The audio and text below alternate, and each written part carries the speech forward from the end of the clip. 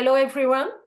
Thanks a lot to meet you indirectly by screen, but it's a very, very important moment. We are the first day of COP15, and we are so happy and so grateful to organize the first side event of this moment, this momentum in Cali. So I am Sylvie Gillet, Head of Biodiversity and Economie at the French Multi-Stakeholder Network, ORÉE. Today, we are connecting across a time zone for this event held on the first day of this COP16. Some of you are already there, some are getting ready, and others are joining us from their countries, but we are all here with the same focus. All businesses are making real efforts to support biodiversity. So thank you very much to our participants, our speakers from worldwide, and a special big hug and thank you to Nawale Benelhabib, Biodiversity and Economy Manager from ORÉE. Thanks a lot for your preparation, and the floor is yours. Wishing everyone a great discussion. Thank you a lot, Sylvie. I hope that you are all hearing me. So it's thank you a lot for joining us today for this COP16 side event on business and biodiversity national initiatives and how to encourage collaboration between businesses and parties. So it's a great pleasure to see such a turnout, because we see that indeed these subjects are mobilizing the economical community. I also like to extend a special thanks to our distinguished speakers. They are experts in biodiversity and business initiatives. They come from national initiatives, national networks. We also have a special company, Engie Mexico, that is here and is going to talk. So most of the speakers are from the Global Partnership for Business and Biodiversity, and us, ORÉE, are the French focal point for the GPBB since 2013. So thank you, Tomoko Asekawa, Managing Director of Keidaren, Vice Chair of Keidaren Nature Conservation Council from Japan, that will go to COP16 on Friday. Thank you to George Jas, Vice Chair of Biodiversity Partnership Mesoamerica, that is already in Cali. Thank you to Ana Ludlow, VP Government Affairs and Sustainability Officer, Engie Mexico, that is going to go on, I think, Wednesday on COP16.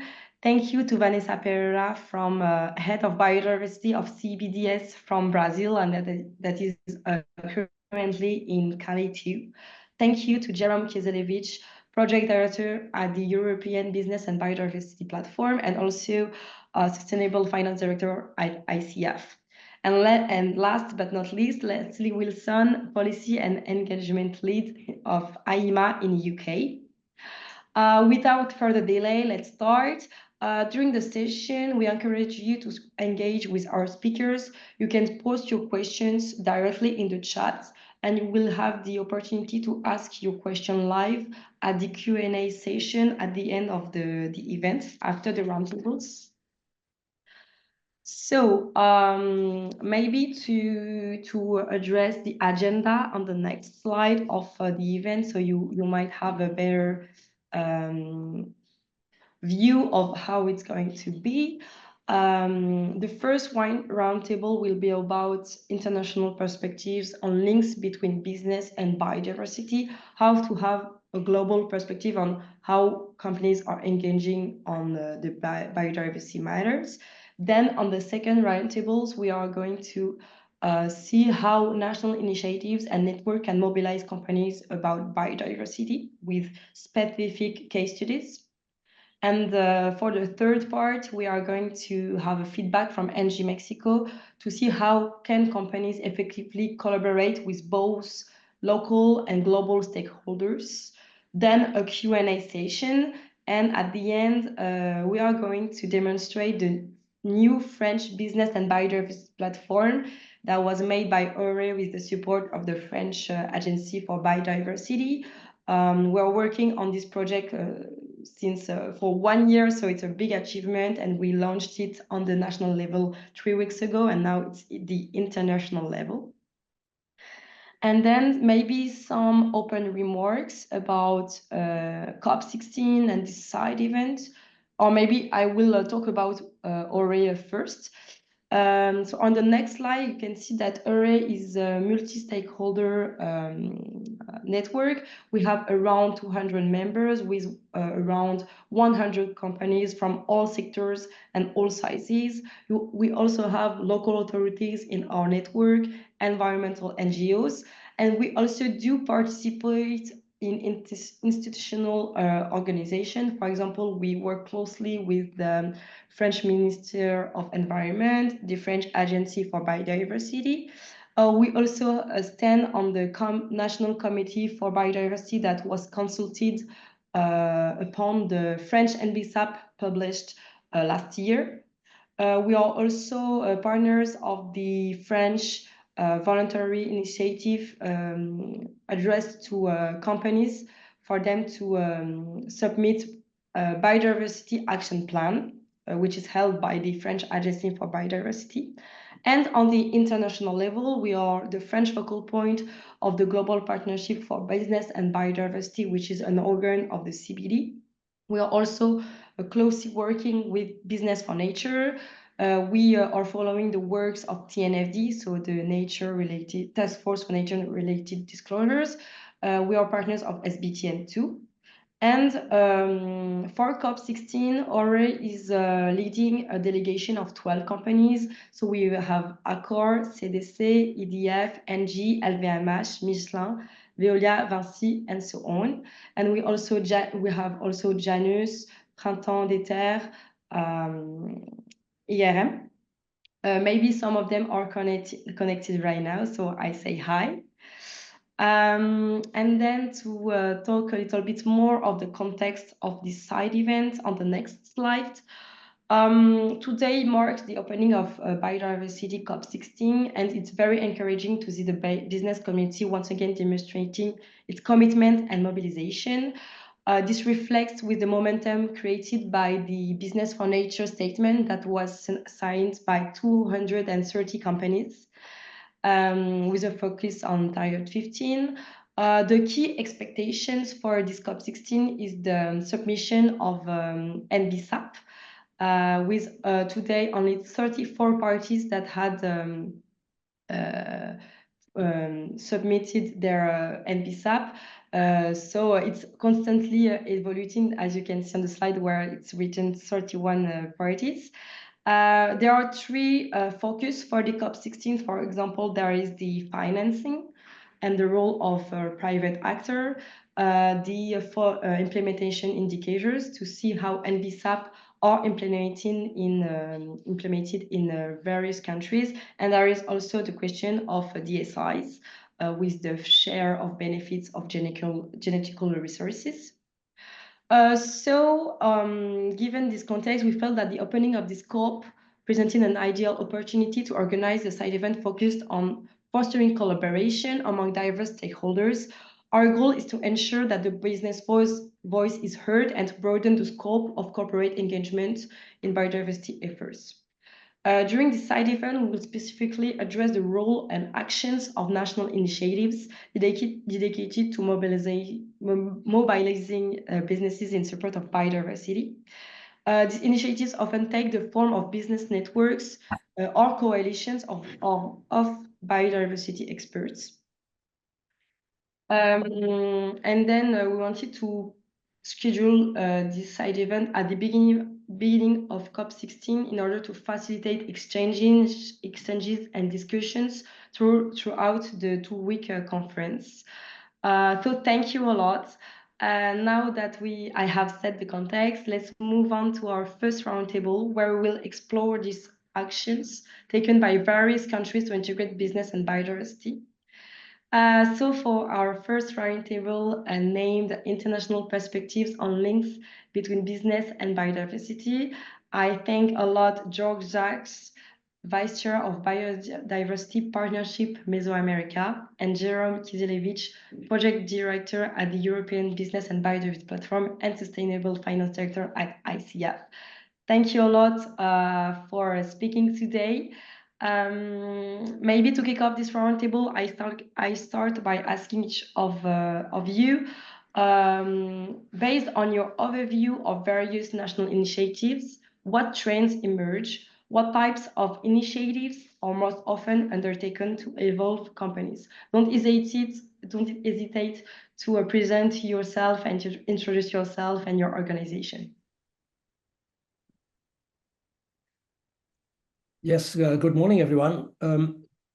I'm speaking to you also from COP16, and maybe just before I introduce our organization, I think that as we come to COP16, we need to be coming here with a sense of very grave worries about what really is happening in this world to our environment. It is only too obvious, but despite the best efforts of many people, the decline of biodiversity, loss of biodiversity is progressing continuously without any significant change of direction. Climate change is, of course, also adding an enormous impact and stress to natural systems and also to human communities. And therefore, I speak not with a sense of optimism, but with a sense of really grave concern, and also with a sense of recognizing the importance of contributions from all sectors of society.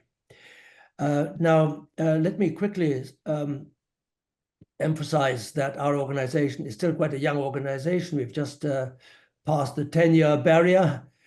We are an organization on business and biodiversity for the Mesoamerican region with its many rather small countries.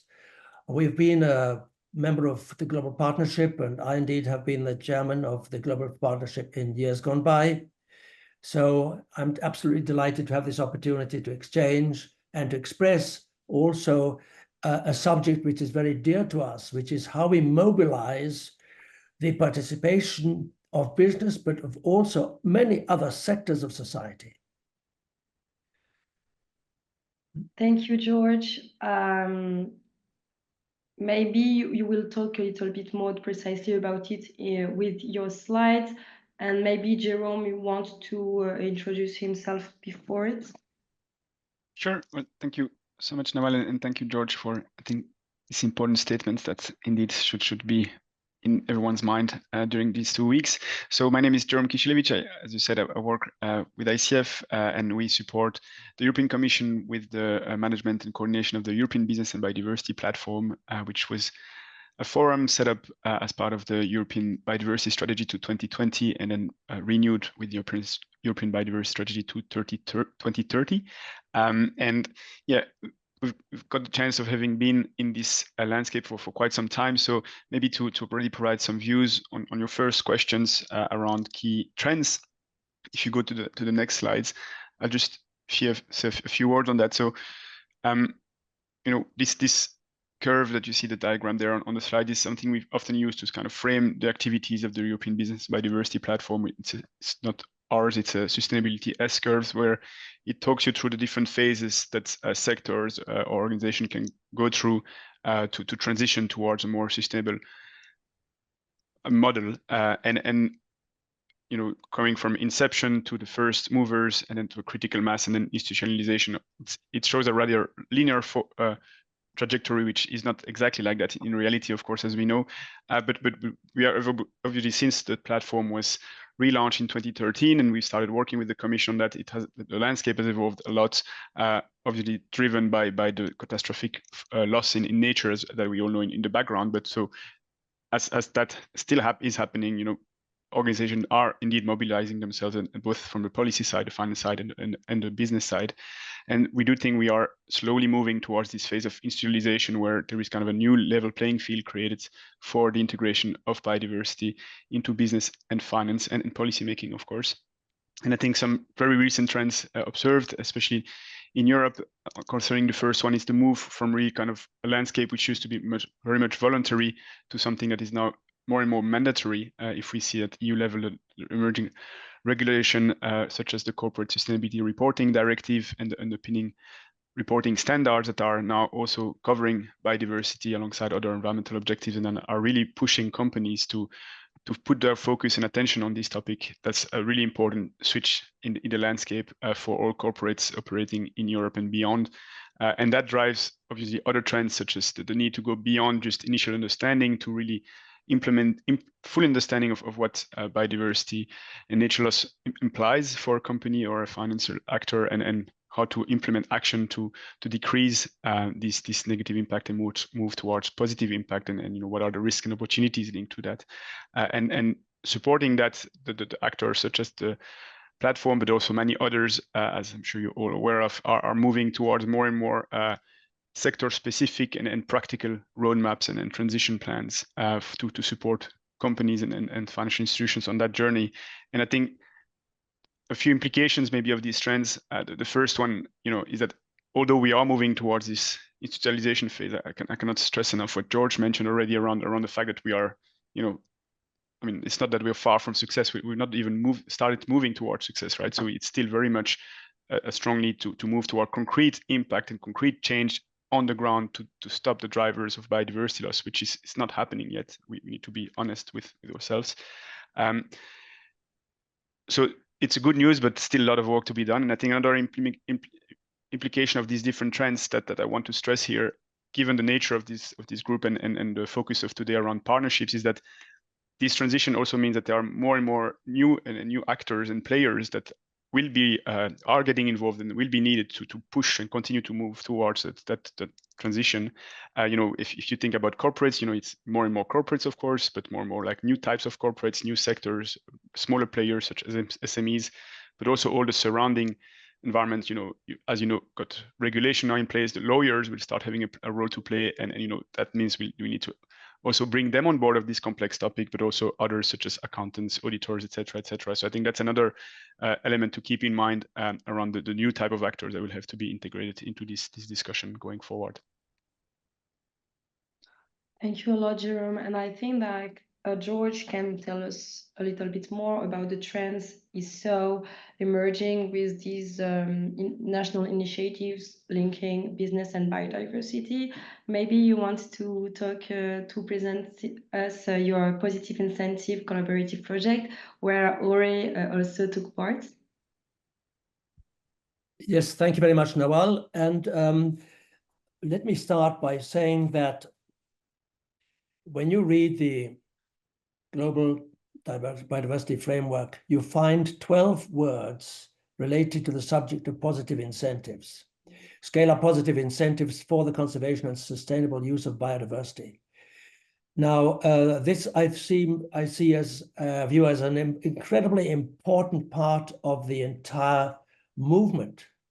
I would say we've got to recognize, if we look at the chart, which we just saw a moment ago, we are still at the level of first movers. If we look at a global scale, and if we look at the real level of effort anywhere where we care to look, we must also recognize that entire regions of the world, and I'm now thinking of Africa, for example, are still at the stage of considering and of developing and of overcoming enormous local difficulties.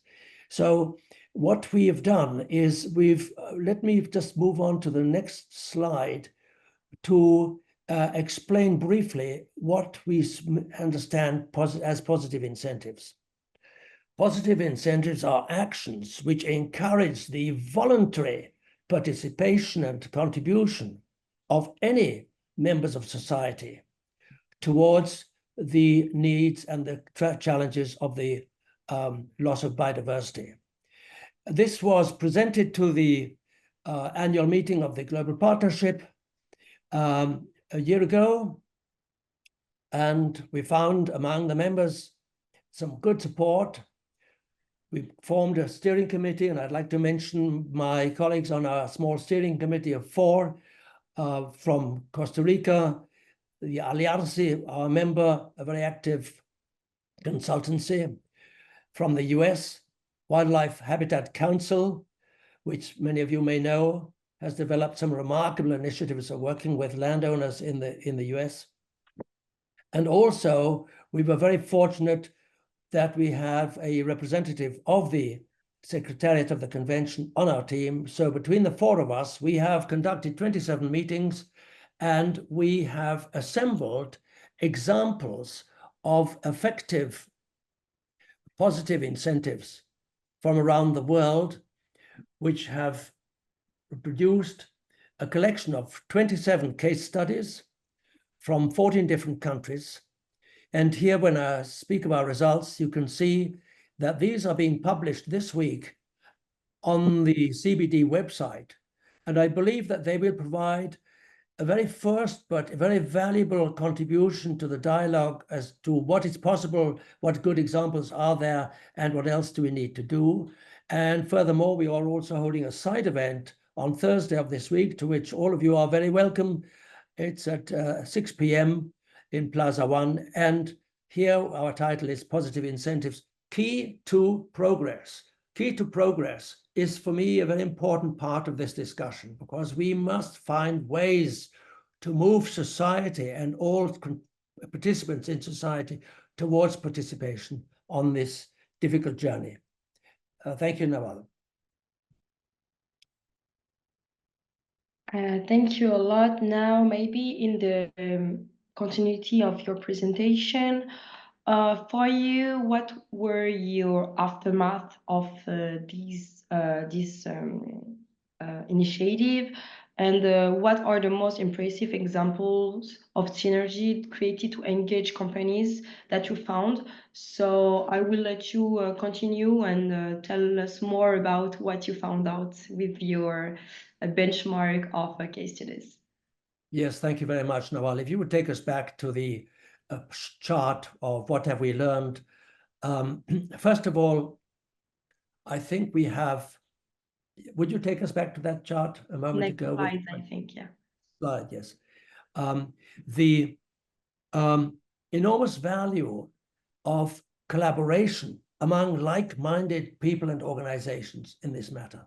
We just cannot proceed as some have in the past to conduct our business in an inner circle without reaching out. And here we have reached out across countries and regions, and the results have been quite remarkable.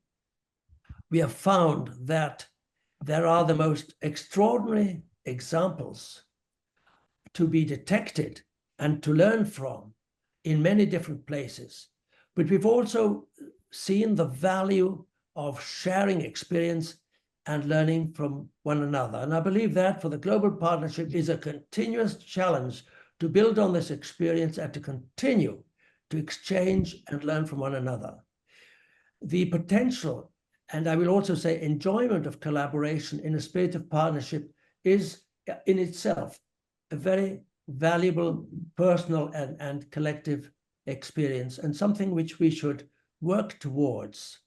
Now, I believe that collaborative projects like this really can make a difference in enabling us to contribute to the GBF targets, because they deliver information and diverse insights and opportunity to learn the lessons, to learn from the difficulties, and to correct from the errors which we collectively may have committed.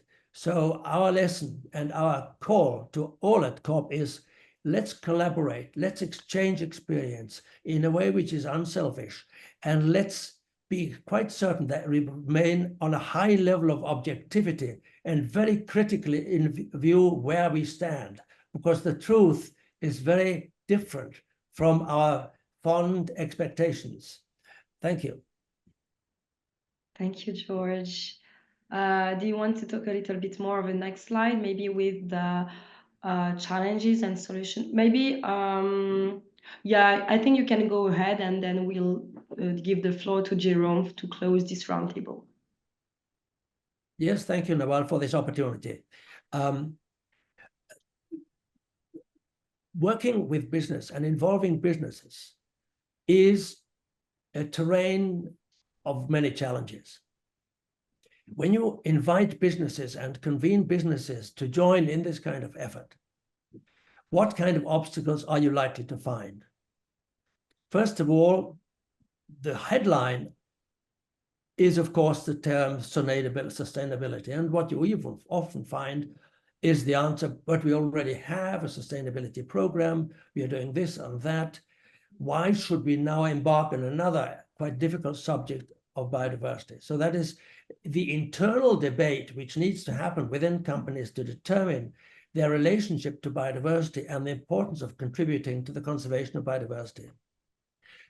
The other item where I can speak from experience is that the moment of beginning that relationship and the moment of embarking on this journey generates a lot of energy and contact and innovation. However, businesses suffer, as we can see by just checking the newspaper every day, from ups and downs, from changes of leadership, from changes of business focus, from the impact of huge levels of competition arising around the world. So to ensure that companies maintain a long-term commitment and activity is inherently difficult. There are also the questions about what are the rewards and business benefits. That is generally the first question. What is this for us, and what benefits to be obtained? And so instead of thinking of the benefits and advantages, we need to direct the dialogue towards the idea of contribution, of citizenship, of being an actor and a leader in society. Organizations such as us also face the difficulty of making choices such as, are we working preferably with business associations or with individual businesses? Each of those provide alternatives and significant advantages. I think of, for example, the presence of Ren is an example where the role and the energy of major business associations is quite extraordinary. But also we are aware that individual businesses can exercise great leadership and are necessary players. Let me turn to the solutions that I see to this dilemma. First of all, we as business and biodiversity organizations, we need to have great clarity of our duty and responsibility to provide tangible services to our business community and business partners. In the selection of the companies we work with, we also need to be quite cautious, because we want to work with companies which have a potential as leaders, as pioneers, as willing to embark in a new direction. And there are not many companies which are really in that leadership position. The other item which we have found to be very helpful is to become an organization which brings together private and public institutions. I can speak from experience of a meeting which we held last Friday. We have, over the past few years, built an alliance with the FAO, and the fact that we were able to hold a meeting with representatives from all of the countries of our region, from ministries, from businesses, and so on, demonstrated once again the importance of building strong alliances. The other obligation which comes with working with business is to provide a really effective communication platform and coverage where businesses can see that their activities are being reported on and can stand out in a public setting as examples for others to follow. That would be my words on working with business. Thank you a lot, George. I feel like your uptakes are talking to a lot of people here, and it's very interesting and important to have this kind of overview Maybe Jerome, you want to rebound on what was just said by George, and also talk on your side how national initiatives, what are their added value, and how they can enhance the cooperation and collaboration between businesses and also with governments and parties. Yeah, absolutely. Well, I can only echo a lot of the points that George mentioned. I think that we very much observe as well. I think if you look at the maybe at first looking at the added value and then providing a few examples, I think what we always try to really focus on, and George said that very clearly, is this element of dialogue and ecosystem building. And I think we see that at European level, but also in our collaboration with national platform within Europe. We've got a network of national platforms that we convey on a monthly basis, and only bringing all these people together and trickling down information to them and making them realize that they all work on the same issue with the similar type of organization is really important. And I'll say a few more a bit later around the European Business and Nature Summit that we organized to convey all this community at European level, which also has this really strong role of bringing people together, getting them a chance to realize they're all addressing the same type of questions, issues in parallel, and foster collaboration and synergies across all of these actors is very important. I think another element that we've seen as important in our work has been the strong focus on biodiversity. So obviously we are a European Business and Biodiversity platform, and the fact that we remain focused on the topic of biodiversity also helps. George mentioned the need to be quite clear with your stakeholders what you cover or what you don't cover. This point around covering biodiversity and focusing on that is important, so that and that's been allowing us to also have a clear communication line, and people and our partners know when to reach out to us or not on specific topics. And that translated into a number of publications, such as on biodiversity measurements, on biodiversity disclosure recently, on biodiversity finance, etc. as well.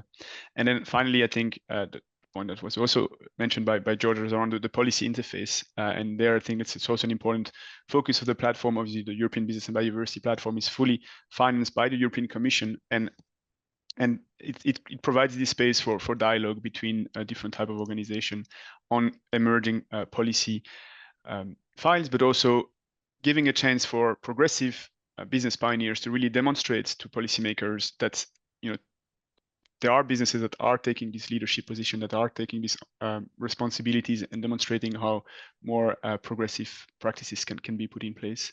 And then maybe just as last point from my side around examples of success and synergies, if you go, I think, 2 slides further down, I just want to point a few examples of how this all of kind of more theoretical points translate into practice. And one example I'll start with, many of you might be aware of, is that back in 2016, the European Business and Biodiversity platform established a committee of practice on finance and biodiversity, which was already kind of building on a committee of practice that was organized in the Netherlands at national level.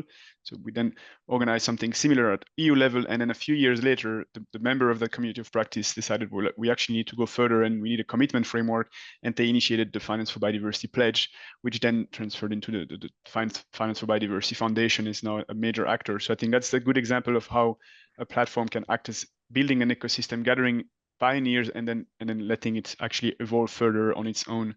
And another good example of that is the work we do on the European Business and Nature Summits that I mentioned briefly before, which is our annual event, and that we've started in 2017 or 16 already. We started partnering with local actors to really trigger the local ecosystem, and we've now been touring across a number of countries in Europe. Last year it was in Milan in Italy, and that really helped mobilize the local ecosystem, and it led to the actual launch of a national business and biodiversity platform in Italy to bring all these actors together. And that's something we really want to continue to do in the years to come, to have more, because we firmly believe in the role of these national actors, national platforms, to mobilize the ecosystem and make sure that they get on board of this transition journey. So just a few very practical examples, but I'll stop here for now, and happy to have a bit more Q&A at the end. Thank you, Nawale. Anything you want to tell us about on your 3rd slide, maybe to see on the next slide if there is something you wanted to? No, it's okay. It was it. That's Perfect. it. Thank you a lot to you both. I want to jump right on the second roundtable because I really want Tomoko Asegawa, Leslie Wilson, and Vanessa Pereira to react on what you just said. So maybe we can go to the next slide for the second roundtable. And for the participants, don't hesitate to put a question in the chat. The speakers can also answer to you directly in the chat, and also to keep your question live for the Q&A session after. Thank you a lot to Tomoko Asegawa, Managing Director of KDRN and Vice Chair of the KDRN Nature Conservation Council. Thank you to Vanessa Pereira, Head of Biodiversity of CBDS in Brazil. And thank you to Leslie Wilson, Policy and Engagement Lead, AIMA UK. So this roundtable is about to see how national initiatives that we talk about just before, and network can mobilize companies about biodiversity. So on the first roundtable, we had like a strong step back overview of how these national initiatives can act, and then we will have like some feedback, direct feedback from this national initiative. Maybe if one of you three can just react on what was just said and how you can relate in your own organization, and then we will be moving on your actions specific of your organization. Maybe Leslie, I'm seeing you with your camera open. Hi, thanks, Nawale, and thanks, Jerome and George. That's really interesting, everything that you were saying. I have so many things I could say about that. I was making some notes, and I think you made a really great point about leadership and about the visibility of organizations being seen to do the right thing around biodiversity, understanding their impacts and their dependencies. And not just the large organizations. I think it's important that we can see organizations of all different shapes and sizes, you know, tackling their biodiversity issues. That's not quite the right word, but yeah, trying to understand as best they can, and I think that's quite important. Trying to understand as best they can their biodiversity impacts and dependencies, because I don't think I think it's important that organizations need to get started. You know, rather than trying to be absolutely perfect and understand every single thing in a perfect way. And I think we need to make that clear, that it's everybody's responsibilities. It's not just the responsibilities of the big organizations to be doing this. And I also feel a little bit like we should be talking about climate and biodiversity together, because oftentimes we're in our silos, and obviously climate is a massive driver of biodiversity loss, but then equally biodiversity is a key solution to climate change. And so I think it's really important that we need to think about these both at the same time, and also avoid unintended consequences. So each of them impacting negatively on each other. We're trying to fix something in the climate, and we impact negatively on biodiversity, and vice versa. So I just wanted to build on those few things, if that's okay. Yeah, thank you a lot. Maybe I was seeing Vanessa saying yes, I do agree. Maybe if you have something to say about it. Good morning, ladies and gentlemen. It's a pleasure to be here, and thanks so much, ORÉE, for the invitation. Yes, I think that George and Leslie, they brought a lot of important things, and we'll just comment the things that already Leslie said. It's really important, and now we know that business changed their mindset, and they know the importance that is to address biodiversity inside of the countries, inside of their business, to understand how work the field and the business side, but doing this interaction with biodiversity and include biodiversity in this governance.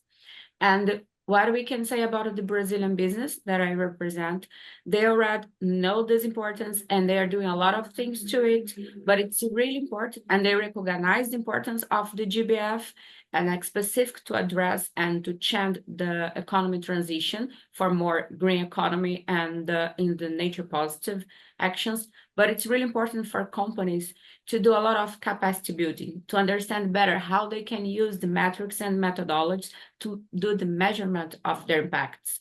So we go into directions that understand how they are doing.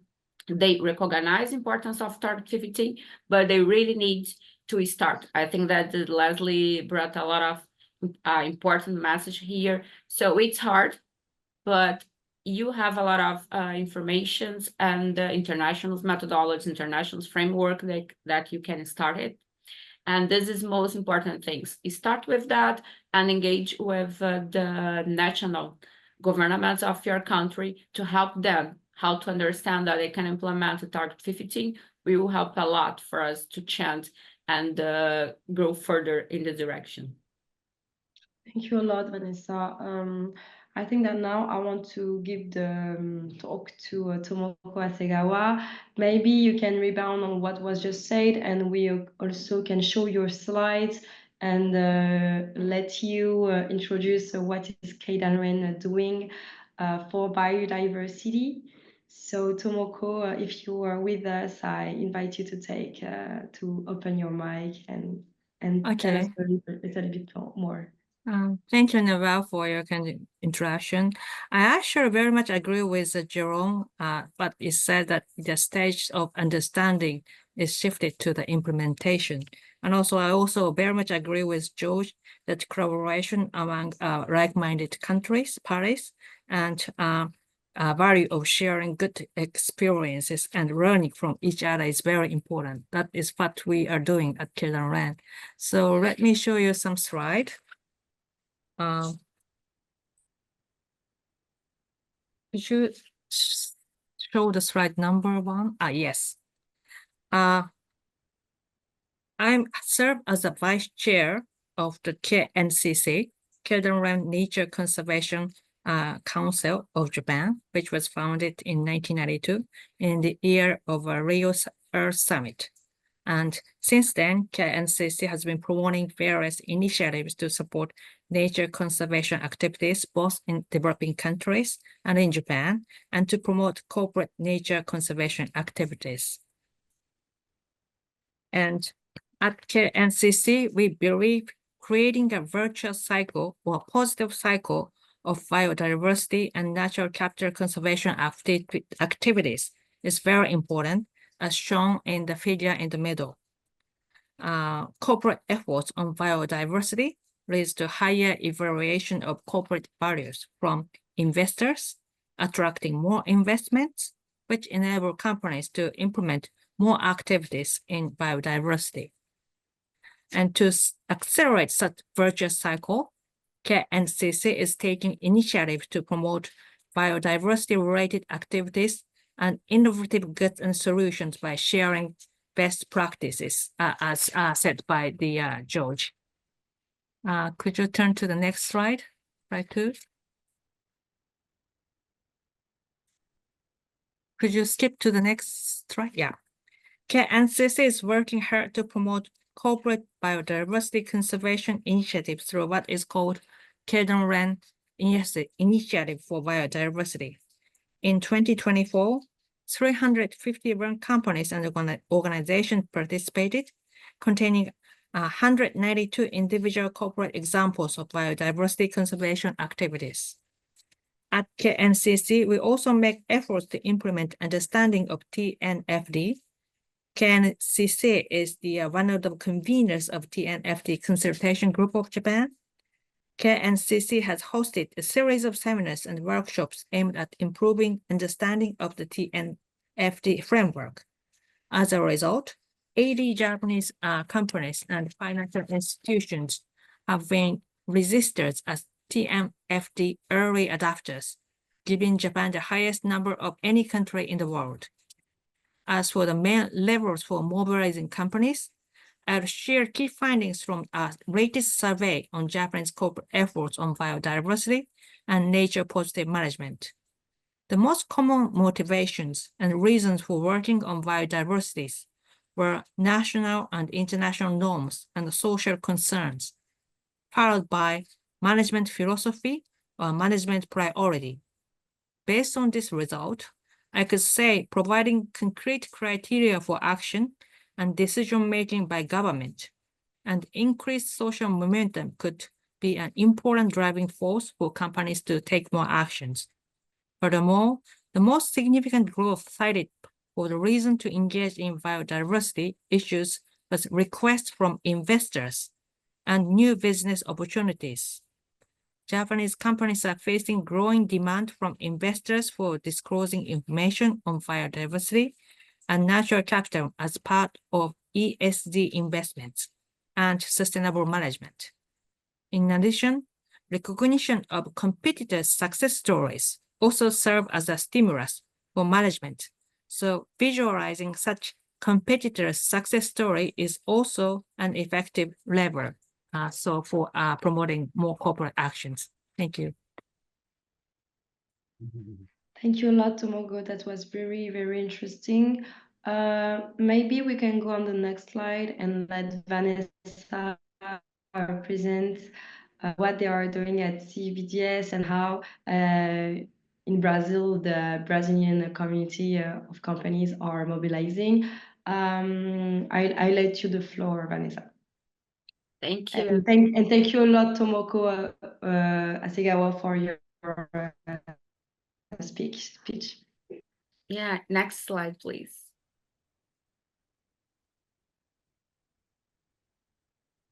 Yeah, well, we are from the Brazilian side perspective. We are the Brazilian Business Council for Sustainable Development linked to the world business.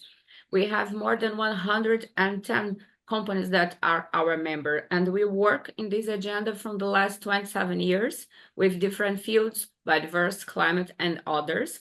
And the last 4 years, we are engaging our companies to the construction of the GBF. And specifically in the last 2 years, we are acting more strong with the government of Brazil to help them to implement the NBSAPs in the country. And in Brazil, the NBSAPs project starts with the government. They stayed like 1 year doing a lot of consultation to the civil society and to the different groups. We send a lot of recommendations about the 23 targets. So SEBEDS and our companies understand that to achieve the GBF really need to address the 23 targets, not just Target 15, but we are helping specific the government with supporting with different recommendations to implement the Target 15. And the government of Brazil, after that, they did different consultations, workshops, with different sectors, IPLCs, academia, NGOs, and private sector. And we are leading the private sector in the country. And we did one of our recommendations, specific recommendation for Target 15, that we sent to the government. Each was endorsed for the whole private sector in the country. That's we start the Target 15 in a 3 phases process. Can you please next slide? And one thing that we want to comment and share with of everyone that's here is that we understand that's really important to address Target 15, but we understand that these needed to go further during 3 steps process. First, the government need to understand and map how many companies and large companies are doing their sustainability report, do a lot of mobilization with the private sector, capacity building, and we are helping the government together with that.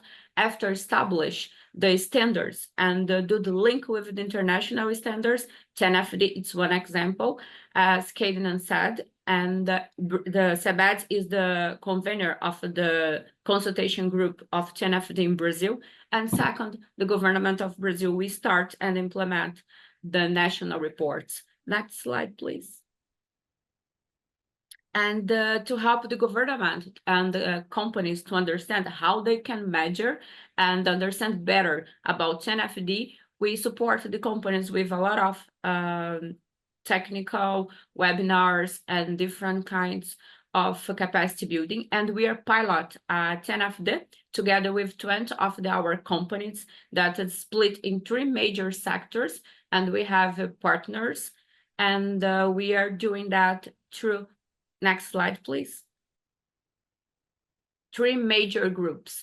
So we have the major group with 6 companies that from energy infrastructure. The second one is finance development with 5 companies and land use with 9 companies. So we are pilot this together with them as a community of practice to incentivize the companies to understand more about their impacts, to understand the capacity building. It's a collective project, and we will launch here in the COP16 our pilot case of locate phase from finance on 25. So we want to invite everyone for our side event. And it's really interesting because we are pilot that, and we have a lot of recommendations and key lessons talk about how it's really hard and a challenge for companies that it operates in a mega diverse country to understand their measured methodologies and how phases they need to know to implement it. So this is one of our projects that we want to share with everyone, and thanks a lot for that. Now, first floor is yours. For your case studies, Vanessa. It's very interesting to see how across countries, for example, you mentioned TNFD, such as Tomoko, and this is like kind of a really transnational initiative that you, as a Brazilian representative of companies, are tackling. And maybe we can see what is happening on the side of UK. So Leslie, I will let you present your case studies, and at the end I will ask you a question to you three about how we could go further in the mobilization of businesses in your countries and on international levels. Thank you so much. Can I just quickly ask you how long we have? I can't remember when we finished. Yeah, you have like 3 minutes now. I have 3 minutes. Okay, fantastic.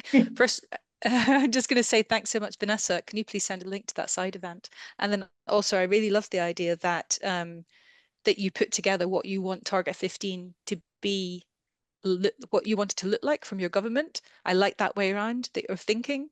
Really good. So I'm going to talk about biodiversity net gain.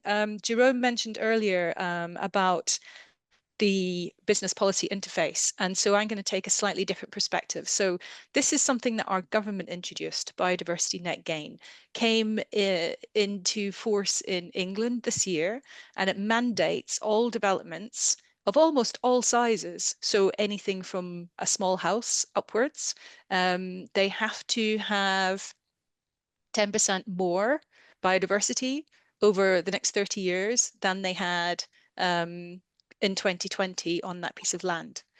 And it's a government incentive, sorry, it's a government regulation, but obviously they did consultations beforehand. And it sounds like it might not impact on all that many businesses, but actually it really does. I'm going to tell you why. So obviously there's developers who are a huge sector.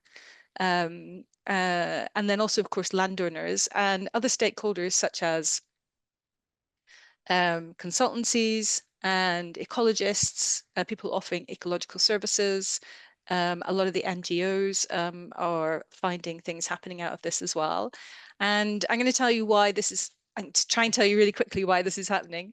So it's not just about providing biodiversity net gain. One of the ways to achieve biodiversity net gain is to use the mitigation hierarchy, obviously. So avoid, reduce, the third one, and offset, compensate. And so offsetting is allowed using biodiversity credits. And if you just flick onto the next slide, please. And so what's happened in the UK is this has created a market around biodiversity credits, a market that was not there beforehand.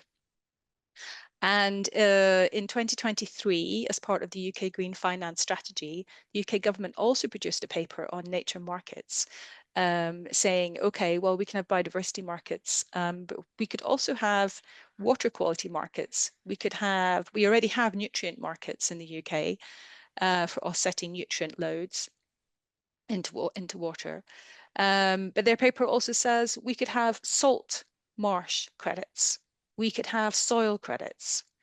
And so this has become a huge opportunity in so many ways. So you have businesses who are trying to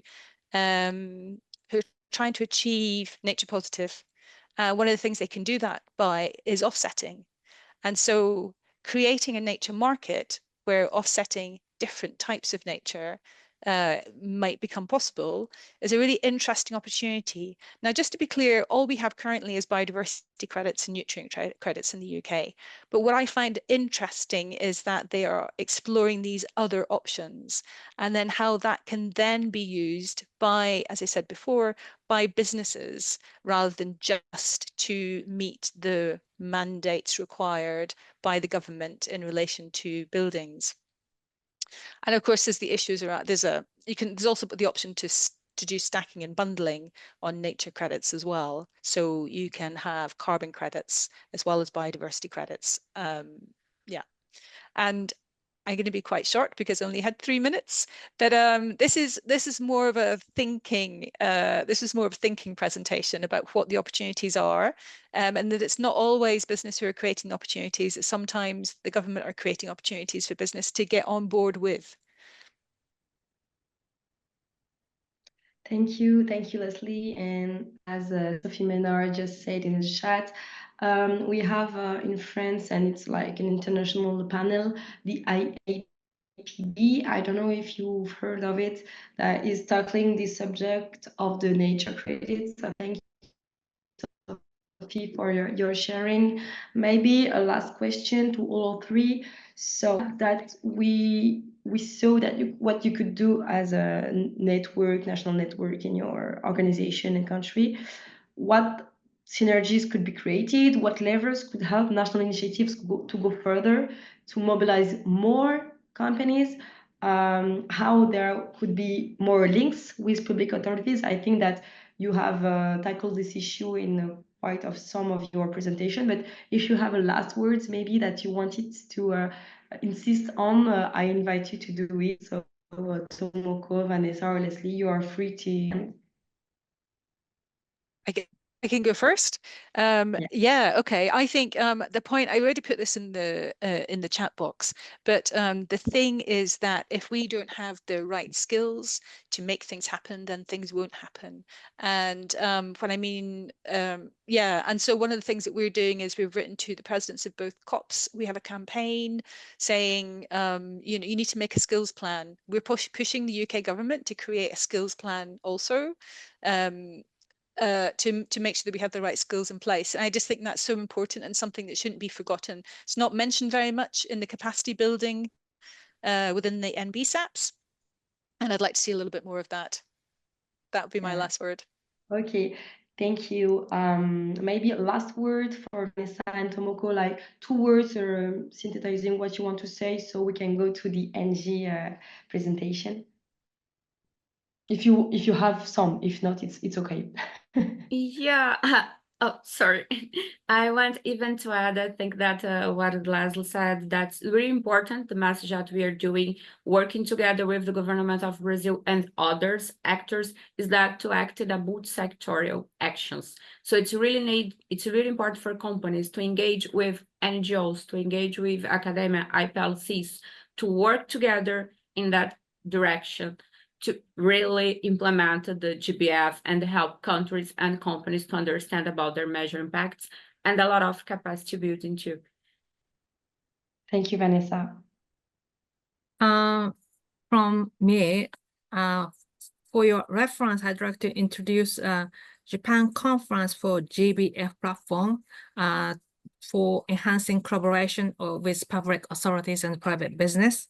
That this Japan Conference for GBF platform is chaired by the chairman of Keidan Ren, and its members are from diverse group of stakeholders, including ministries, government agencies, economic organizations, NGOs, and academia, who are involved in promoting nature positive. And I think it can be can serve as a model for other countries to encourage participation and collaboration from all sectors.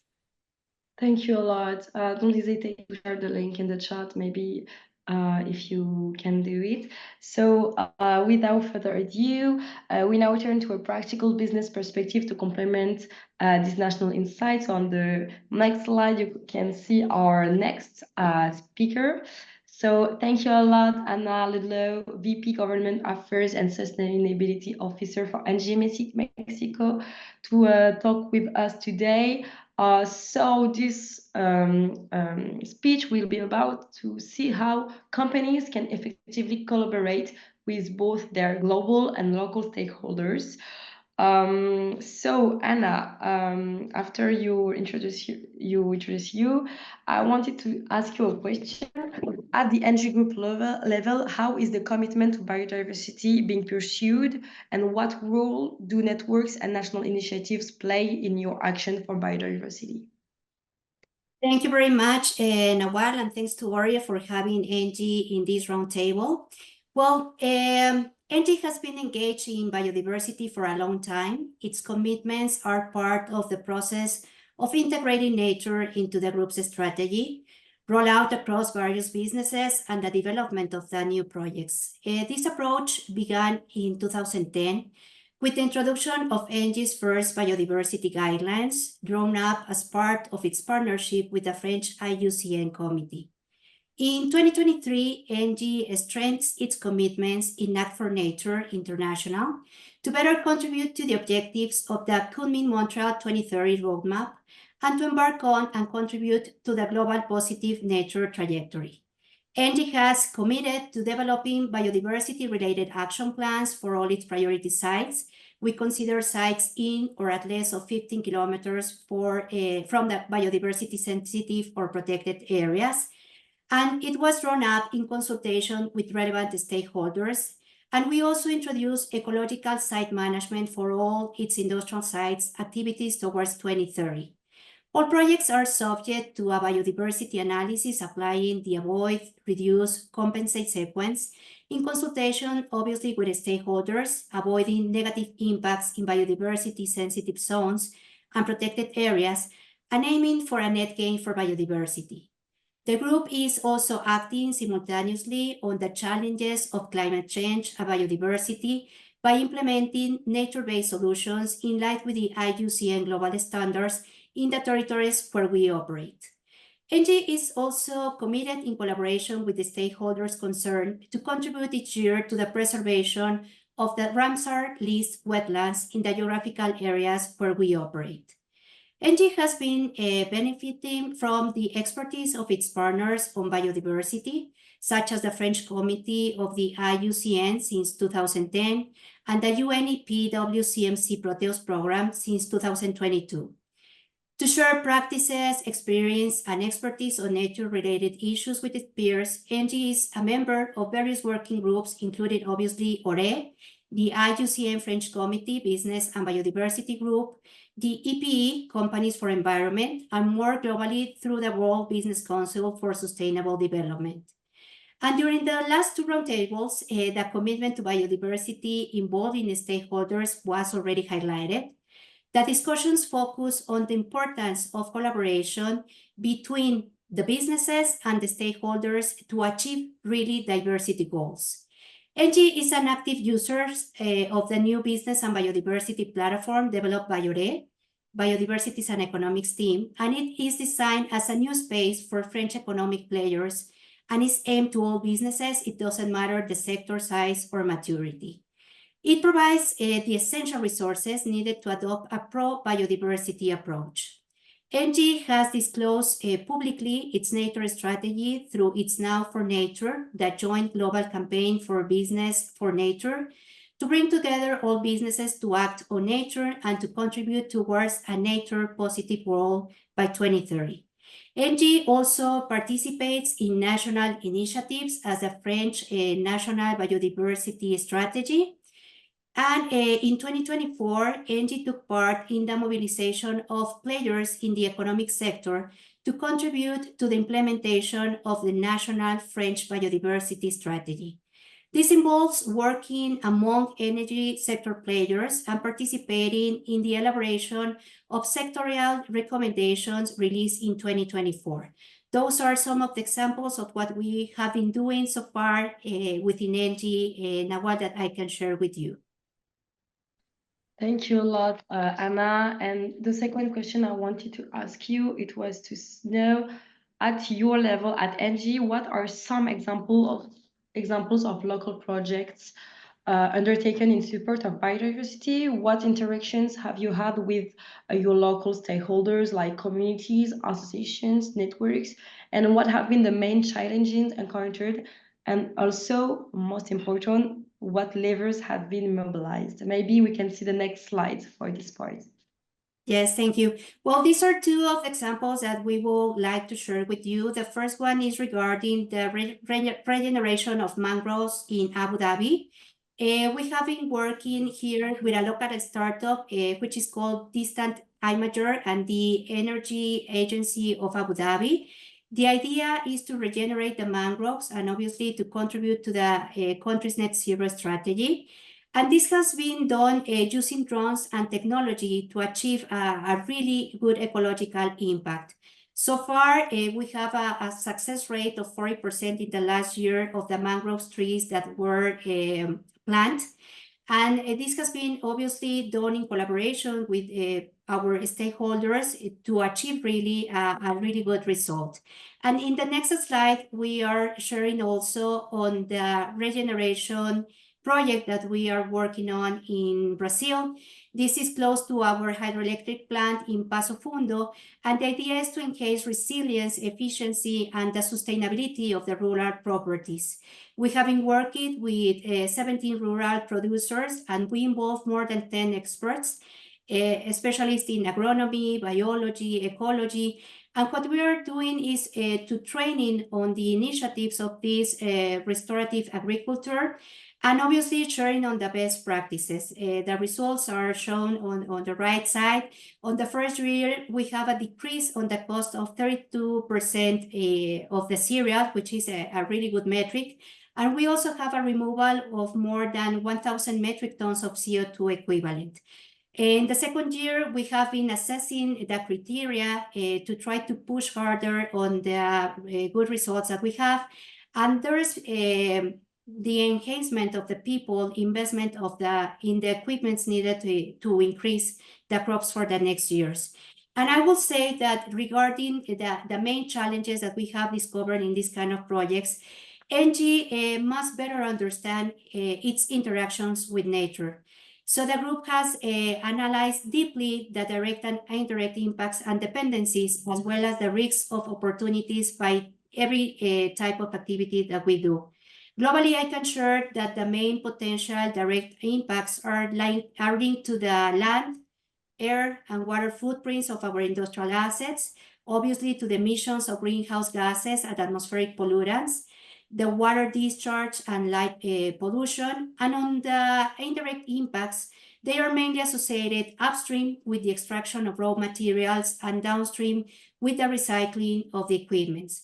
So the group's dependence on ecosystems is numerous. We have the water cycle, the climate regulation, biomass, raw materials, and soil stability.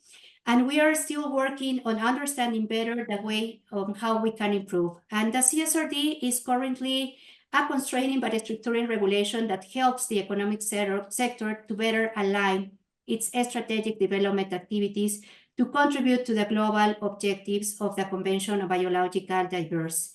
And regarding the levels, Engie works pretty close with local stakeholders to develop and implement action plans that address biodiversity concerns in a continuously progress with environmental action plans for our operational sites, as already mentioned, with the avoid, reduce, compensate sequences that are systematically implemented and using the nature-based solutions, as we already mentioned before. And I think that's what I can share with you now. Well. Thank you, Anna. That was a lot, and I think that maybe people have questions for you or for the other speakers. So I don't know if we had some question in the chat. So I think there were a question for George Jacques about did any of these case studies that you showed, George, capture scenarios where positive biodiversity preservation actions were due to incentives linked to climate emissions or reducing pollution waste fees? I don't know if you saw the question, but I think it could be interesting to answer to that. Yes, thank you very much, Nawale. That's a very interesting question. We have found that in practice, it is absolutely indispensable to see climate and biodiversity as being mutually dependent and as an essential combination of factors. And we have in fact found that in a number of projects that we have seen in these reports, issues of climate and issues of biodiversity are very, very closely linked. I would particularly like to mention a project which has been going on for over 30 years in Costa Rica, where a system of payment for environmental services was established to encourage the conservation of forests and the restoration of forests, which has over the decades had a very significant impact in reducing land use for cattle and replacing it with reforestation. The effect has been quite remarkable in terms of biodiversity. It has created a wave of tourism to this country because of this very interesting, spirited approach. It has created a reduction of emissions very significantly due to the extensive reforestations. And reforestation is understood as being not industrial reforestation, but reforestation with biodiversity. So we need more initiatives of this kind of, on this kind of scale, which really are capable of mobilizing entire sectors of the population. I'm particularly interested in the subject of agriculture. Agriculture is right now a cause of very serious emissions, of very serious losses of biodiversity. And we need to find ways for farmers to become actors in conservation. And we need incentives for them to do that. There are some very good incentives in this direction in the UK and elsewhere. So those to me would be two areas to concentrate on. I'd like to mention one last item. If we look around the globe, we're talking about a handful of countries. Where is Africa? Where are the areas which are richest in biodiversity, and where is the effort to restore and conserve in those regions? I think that from an international perspective, we need to work far more strongly to encourage, assist, and support those regions to conserve and restore their biodiversity. Thank you a lot, George. I'm seeing some questions in the chat. Maybe if someone wants to take the microphone and ask it directly, maybe you can raise your hand if there is someone that wants to speak. I think it might be more warm if there isn't anyone. Okay, waiting for a voluntary, maybe a question from Sophie Menard. For Anna, what are the next steps for you in terms of biodiversity actions, plan and nature strategy for Latin America? Well, first of all, we want to achieve to have for 2030 all our sites with all the strategy regarding nature-based solutions and biodiversity programs. And obviously, we're going to be working together with the different stakeholders on the projects that we already have. For instance, in Mexico, we have been developing some specific projects for our renewable assets. I will just going to mention two of the examples that we have now. In the north part of the country, we have a wind farm where we are working with the University of Mexico and also the State University in order to protect all the fauna and the birds that are close to the project. So far, we have been having really good results with some felines that were in extinction, that we are recovering some new predators within the park. And also in the center of the region, we have a solar asset, and we are working pretty close with the local stakeholders in a project to bring them within the solar facility to allow them to have their ships within the project. And this will allow also to reduce, for example, the use of fertilizants or other chemicals to be sure that we have the soil in a good way, in a good shape. So we are still developing our projects, considering the strategy regarding biodiversity as part of our DNA. Thank you a lot, Anna. Maybe we will take one last question for this session before the demonstration of the French Business and Biodiversity platform. So I'm seeing Stefania Petrosillo raising her hand, so I invite you to talk to us directly. Thank you very much. Sorry, I'm connecting with the telephone, so the performance is not perfectly. I also put my question in the chat. I have the impression, sorry, I am a consultant for the European Commission on biodiversity, and I have the impression that we have to make a difference between international and local enterprises and the big and small enterprises. Because when we speak about what George said, that I found very, very interesting, about which are the challenges and which are the possible solutions in the dialogue with the enterprises, we can definitely speak with the small enterprises about citizenship, personal awareness, personal commitment, because the small enterprises are more connected with the territories, normally, and also we don't see a big change of people inside the small enterprises. That is another good point that George explained. At the contrary, the big enterprises, in my opinion, really need a different sort of answer. Why to be committed on that? Because we can find a very good project manager that is convinced, is committed, but the decision-making process in a big enterprise is completely different. So you have to answer to the CEO, to the board of administration. So we need to find really also economical advantages for this kind of enterprises, unfortunately, because I'm convinced that they have to be committed in general for the general common good. But I think that we need also practical aspect, as other speakers are explaining. And I'm interested to know what Giorgio think about. Thank you very much. I hope I was clear in my question. Thank you. Thank you for your question, Stefania.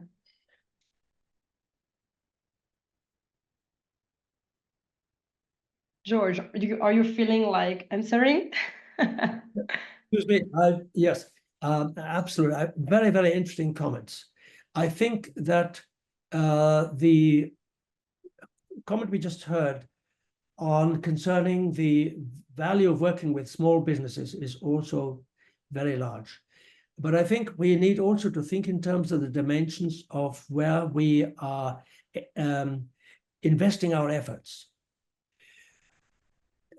With businesses, the focus of businesses is, of course, their business, whereas we need to think in terms of communities. We need to think in terms of landscapes. And so we need to find ways to energize initiatives at the level which goes beyond the business. I think we also need to ask the businesses that we work with certain questions. Who are you working with? What is your relationship with your competitors? What you're doing with your employees? Are they not part of the business community? What are you doing with your suppliers and your customers? Is that the extent of your commitment? And what measures are you using in order to measure and demonstrate over time the changes that are occurring as a result of your efforts? And the last one would be, how can we support and mobilize and assist in your efforts within your business? Thank you a lot, Am I allowed to Georgia. add something? Am I allowed to add something as to that? Yes. So I think Stephanie has made a very important point. How do we engage the large businesses and the small businesses? I know that generally speaking, it's about having a good business case. And large businesses, it's about having a champion. And then also educating the board to understand what we mean.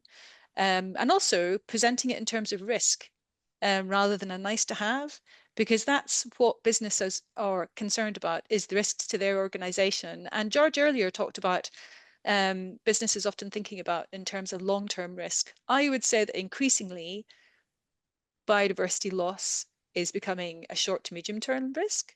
And I think they need to understand that a little bit more. And then for smaller organizations, I think it's a lot about education. I feel that our countries, as part of the capacity building, probably need to create communications to smaller businesses to help them understand what the issues are and what they can do. We can't expect them to dive into something like the TNFD. They probably don't have the resources. What can they do instead? And I think it's a lot about education and communication for the smaller organizations. I just wanted to add that. I hope that's okay. If I can also add on the same question, Go ahead. I guess that also the big companies, we have a commitment to engage the small ones. And this is part of the stakeholder management that we are having. So we work pretty close with our suppliers to make them understand the importance of these kind of topics. And it was posed already a question there on how we handle or we manage the stakeholders. And I think this is a good question to reflect how we do it. So we are now working in a specific project in the south part of the country of Mexico, which is the construction of a 700 kilometers pipeline. And what we are doing, first of all, is obviously to inform and make everybody aware of what the project is going to be about. But also we are working pretty close with the small enterprises to start building all the technical capabilities to bring their services to us. And one of the main things that we are working on is all the sustainability topics that are related with what we are expecting from them as our suppliers, as if they were major ones. So we train them on biodiversity topics, how do they can measure their carbon footprint, talking about inclusion and diversity, also on the health and safety topics. And that's a way also to make everybody aware, even though the small companies, that this is going to be something needed in the future to be within the global constraints that we're going to be facing in the short term. So I think it's also another way for big companies to help the small ones to be aware of these topics. Thank you a lot. Thank you for all of your speech and intervention. I think this is what we were looking for this side event. And I want to take something that you said about as much mobilize small and big companies. And ORÉE in France, so with the support of the French Agency for Biodiversity, we created a business and biodiversity platform that has some objectives like raise awareness and support business, share in sources to address and reach out to business of all sizes and sectors and levels of maturity. You can access this platform thanks to the link in the chat and to the QR code. And maybe on the next slide, I will show our partners, because we gathered companies, national initiatives and networks, institutional actors, scientific. So with all of these partners, we made this platform possible. And then on the next slides, we will see that we try to put everything that a company needed on this platform. So how to understand your link with business and biodiversity, dependencies, impact, risks, and so on. What are the regulatory frameworks? And in the act part, we made possible on the next slide a search engine with like a toolbox, digital toolbox, because a lot of companies say to us that there are a lot of approach, there are a lot of tools, and we don't know where to begin, what to do first. And then we wanted, with more than 120 tools urinated, like categorize the different tools and approach according to their accessibility, objectives, target sectors, and scope of analysis. So I will display to you this platform live. So maybe on the next slide we have no, I will share it directly. So here, so the platform is in French, but as you see, I managed to make it in English. So I think this can be very practical to all initiatives and to all businesses from across the world. So to understand, this is a part where you can have text about what is biodiversity, human activities are dependent on biodiversity. As you can see, there are a lot of content that are gathered at the same place. And also in the act part, you can see that there is a part named to take action.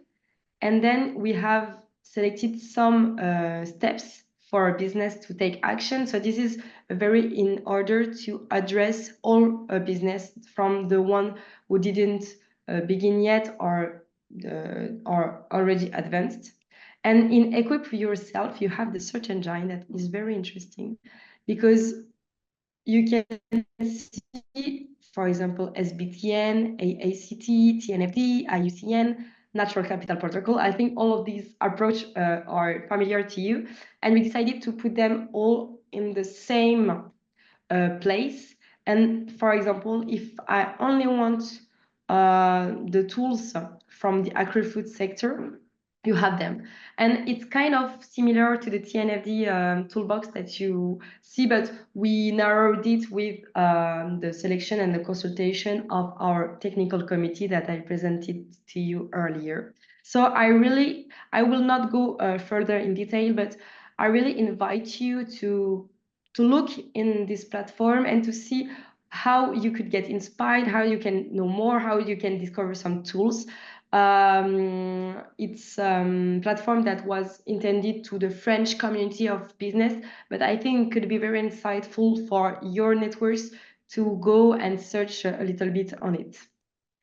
So I was fast in order to be in time, but I really wanted to thank all of the speakers. It was very, very nice to have you today, and also to all the participants and to the one who asked questions or who learned. Thank you a lot, and I hope I will see you maybe in some side events. I'm not going to COP16, but I will think about you a lot. Sylvie, if you want to say a last word. Yes, the last word, bravo Nawale, bravo at all, and thanks a lot to all participants, and have a good COP, not a bad COP, a good COP with a lot of ambitions. Thanks a lot. Bravo. Thank you. Thank you very much. Thank you a lot. Thank you Very all. interesting. Thank you very much. Bye. Thank Bye. you. Bye. Bye. Have a good COP, Bye, COP16. thank you. Bye-bye.